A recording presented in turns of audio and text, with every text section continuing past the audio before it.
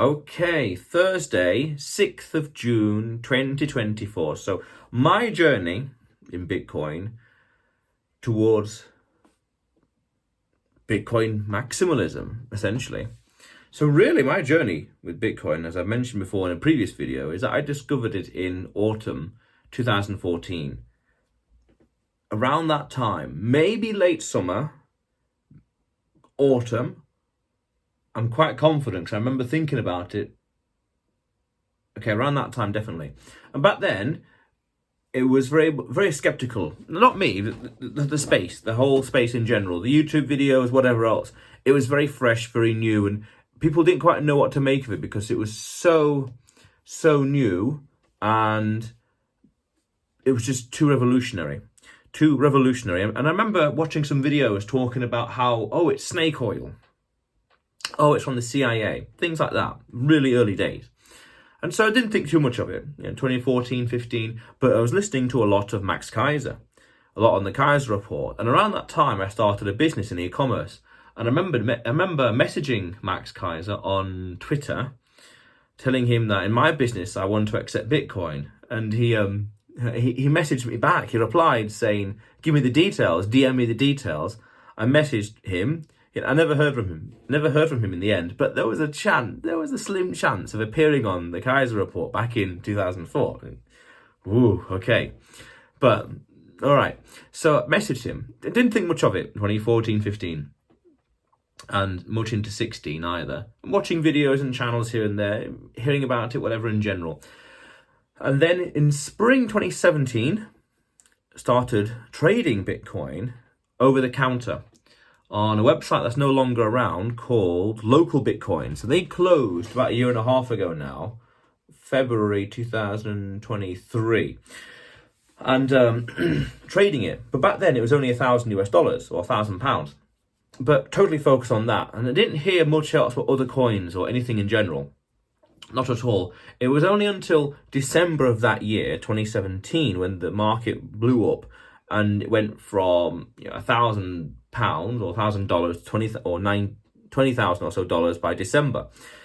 And there was all sorts of coins. And now I would describe it as a money minefield. The chances of picking a coin and something blowing up is quite high.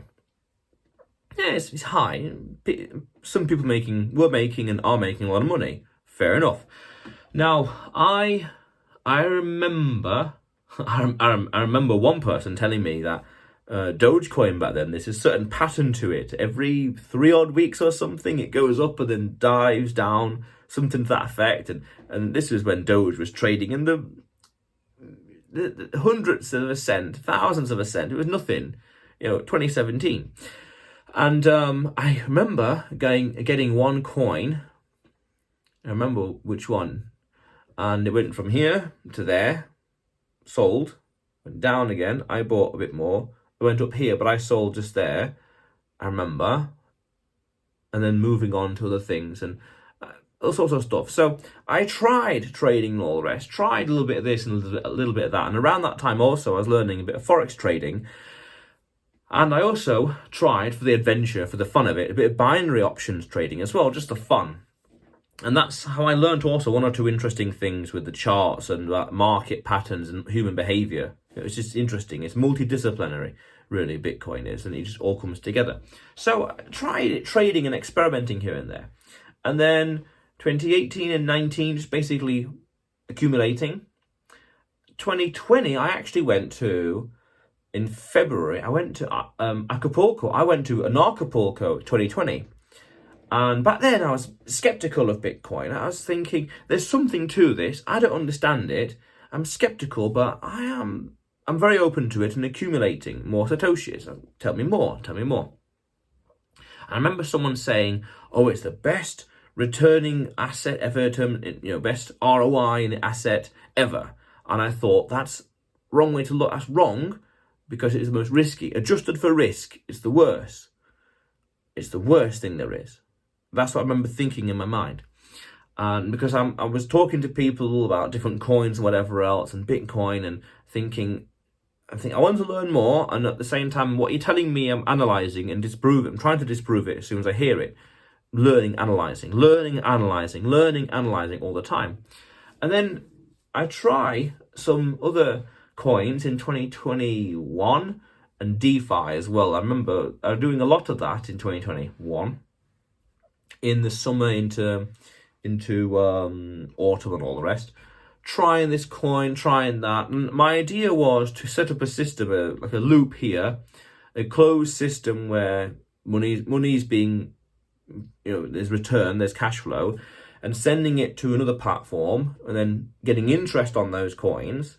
And then that interest goes on to a Bitcoin backed credit or debit card. Now it would be either debit or credit card, and only spending that money. That way there's this infinite loop of cash growing, and then it's being stored here, saving it, and then the interest on that, only spending that. So not even touching the golden geese, and only spending the interest from the golden eggs that are in the bank, so to speak. The golden geese is growing, it's giving me more and more golden eggs, and the golden eggs are in the bank, and the interest on the golden eggs are being spent. That way, the golden eggs are never sold, nor are the geese. The geese grows and they get more eggs. That's the idea. And I was also involved in a bit of a community back then through Discord and Telegram, and asking a lot of questions about Bitcoin, like monotonic function. Bitcoin's a monotonic function, or what could happen if Bukele loses the 2024 election. Remember, this is 2021. What would happen if he loses in 2024? How does that affect Bitcoin adoption in El Salvador? Things like that. Some real technical questions and specific questions, but I didn't really get any answers. Ignored, blanked, told not to talk about this, things like that. So a bit disillusioned there with the altcoin space in general. Maybe it was one community, but nonetheless. And then things are happening in DeFi here and there, rug pull, whatever else, things like that, or this project wasn't as good as I thought it was, so let's cut the losses and move on. And then it was a big humbling moment in spring 2022, I guess, where I then thought, right, all this is just chicanery, it's just smoke and mirrors, you could argue. Maybe there's genuine things out there, maybe there isn't, I don't know. Luna, FTX, I weren't involved in them at all, so I couldn't tell you. I think, well, yeah, maybe there are good things out there, I couldn't tell you. But I then thought, well, let's take a big humble pill and say, right, well, the only thing worth buying, maybe only thing worth buying is Bitcoin. Holding it and having that only. Whatever else, I don't really know. Because in yesterday's vlog, I told you about the Luna little research I did. Because I remember hearing about Luna. I saw this article about Luna Foundation having to move billions or so from one thing to another. And I thought, that's not a sustainable business model. But okay. Looked at the maths and I thought about it. 20% interest. So if I put $100 or £100, like £20 a year, so over 5 years I double the money. So there's that £20 I'd put into Bitcoin. But the thing that got me was, well, 5 years from then, 2021, 2026, the price of Bitcoin is going to go one way up and to the right. So I thought my £20 interest per year will buy fewer and fewer Satoshis. So what's the point in that? I might as well just buy Satoshis today, i.e., this would have been autumn in 2021. I might as well buy it today. And it was that. I think that was a turning point. Because on that principle, and when you look at it and study it and think about it, everything goes to zero against Bitcoin. So why hold anything else? Why deal with any other currency, any other fiat, any other money? Why bother if it's just going to zero against it? Because that shows that in the long term, your purchasing power is increasing. So to outperform that over the long term, the longer the time horizon, the exponentially more difficult it would be to outperform Bitcoin. So then I was thinking, well, what's the point in doing this Luna thing over the next 5 years? Never mind the crash that happened 6 or so months later. That's at the time, I didn't think about that. I was just assuming that it would last 5+ years to get the 20% interest. All things being equal, that meant I'd buy fewer and fewer Satoshis, as I explained. So then I thought, what's the point in that? £100 today instead. And then I was thinking, well, would that be the same with everything else? What else would not be worthwhile in investing in, let's say, and just holding Bitcoin? Well, it's kind of everything. really. And as I said before in a previous video, there's a website priced in Bitcoin. Everything just goes down in purchasing power against Bitcoin over the long-term time horizon. So why hold anything else? When your purchasing power is decreasing and decreasing, there's not much point. Yeah, good point. So just have this. And I just took a bit of a humble pill, and I thought, well, that and nothing else. HODL, self-sovereign, all the fancy words. Just do this. Why? Why anything else? And I then thought to myself, well, it seems that the only person at the time, the only person worth listening to is Max Kaiser, the toxic Bitcoin maximalist. Now, of course, there's other people that are worth listening to as well in general that are just as toxic, just as maximalist in general. But I thought, yeah, it's maximalism or nothing. Now, is that binary? Well, it is binary, yes, but what stems from that, the reasoning behind that is because I saw this great analogy once, I think on Twitter, that says the Bitcoin maximalists are toxic because they want what's best for you. But the people that pretend to want what's best for you are toxic. So it's akin to, I know what's best for you, just listen to me, just follow me. It might be a tough pill to swallow, but just do this, do that, do this, don't do this, don't do that. I'm just telling you flat out, being blunt, do this. But other people out there they'd be toxic in their mind behind the scenes, but they'd be, the way they behave with you is more friendly and approachable, but they'd have bad intentions with you. It's that. I think it's just people that would have realized that the only thing worth having is Bitcoin, so they're going to advocate it intensely. And I'm kind of seeing that. Now, a lot of people are pointing at other coins and their charts and it's all going down. Even real estate and fiat and whatever else just going down in purchase, going to zero against Bitcoin.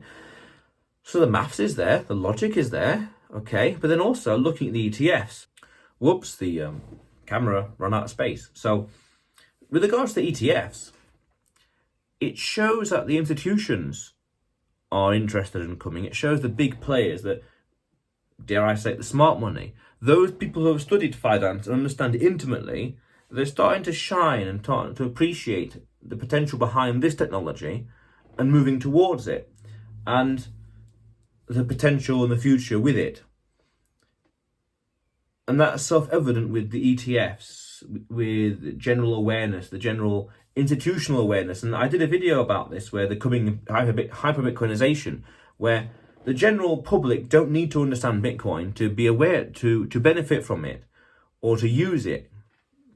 Just the key players in society, the key decision makers, they need to be aware of it, and they would usher in the change, the change in the institutions that mainstream people, general public, would be using in the future.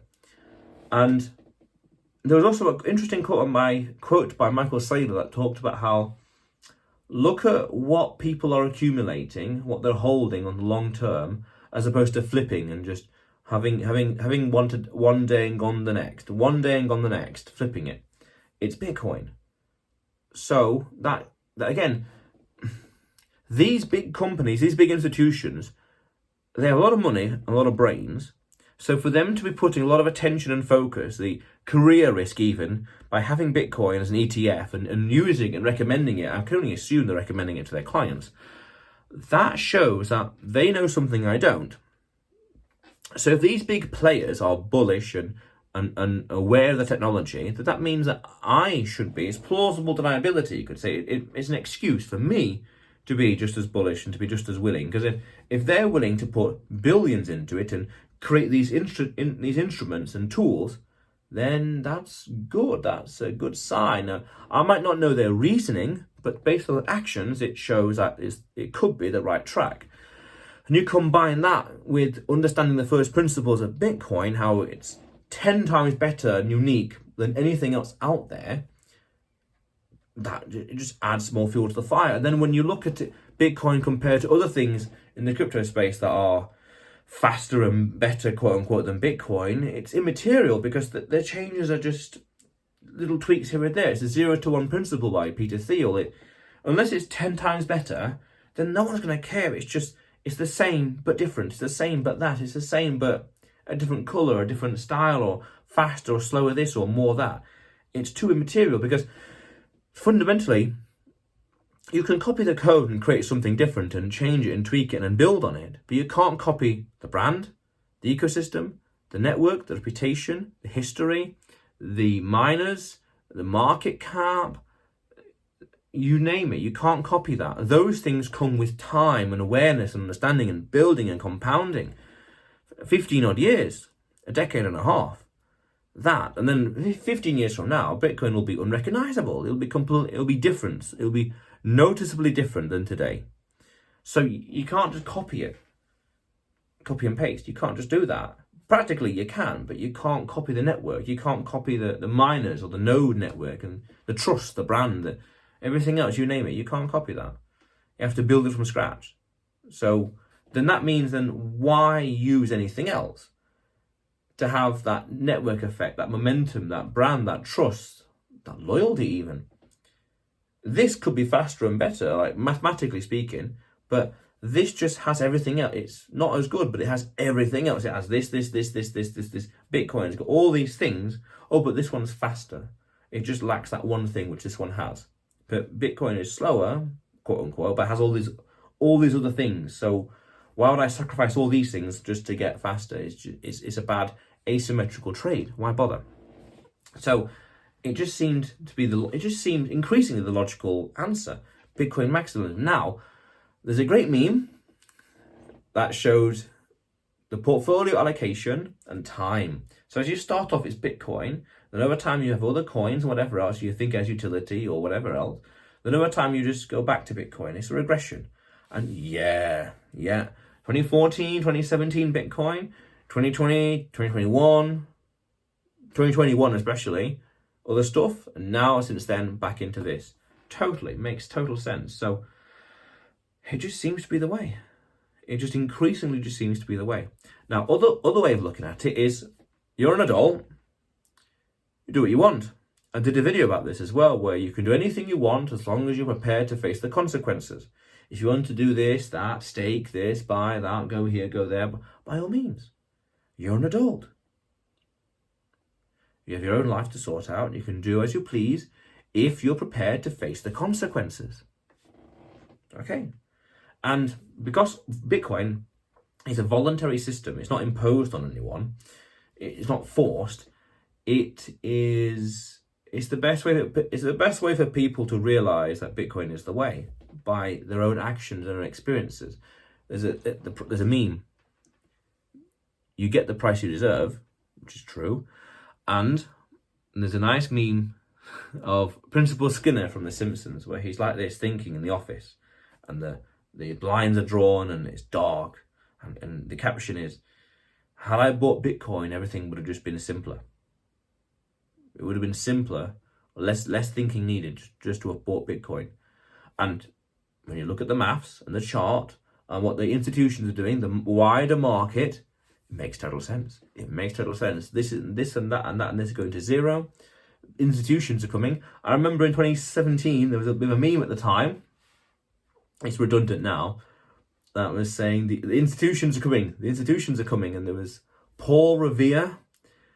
I remember the picture. Paul Revere was running, I can't remember, running to someone or somewhere. And he was shouting, the institutions are coming. The institutions are coming. And now they're here. So January 2024 was an inflection point. But yes, it seems to be increasing over time. Bitcoin maximalism is the way. Bitcoin maximalism is the way. Now, to play slight devil's advocate to that, a lot of these coins out there would have utility. They would do stuff, do cool things. And I think it would be dogmatic to say, this business, this company shouldn't exist because it's a scam or it's too close to fiat or whatever else. Because understand, there's different kinds of people. There's a bell curve of distribution. There are some extreme bad people and some extreme good people, and people are going to be in the middle. So that same distribution can be overlaid to all the crypto space in general, because there's no way you can say that they're all scams. There'll be some scams, there'll be some genuine businesses, and there'll be some in the middle that are just meh, whatever. And that's a whole different smorgasbord, whole variety of different kinds of businesses and business models, okay? But it seems to be that it's all going to zero against Bitcoin. And I did a video about that as well, actually, a few months ago. I really can't remember. So, yeah, and if you're an adult, do what you want. But it seems to be the case. Bitcoin maximalism. Especially when you look at the whole securities and commodities debate. I mean, that's a complete day and night between Bitcoin and the number 2 coin, number 2 out there. Well, the second one. Simply this: Bitcoin's got fixed supply, and the second one has got unlimited supply. So, well, that right there shows that this Bitcoin is a sound of money, and the other one, the policies, the rules, regulations can be changed like that. So it's hardly a commodity if someone can change it and the code and whatever else. But this one is Bitcoin is exponentially much more harder to change, to implement something. What was the last one? Taproot? And that was what, 2-3 odd years ago? Things like that. So, I can't remember, 3-4 years ago? I can't remember actually. Anyway, but still, it seems to be increasingly seems to be the case. Bitcoin maximalism. And my journey was a little all over the place. So yeah. But otherwise, you will see me tomorrow.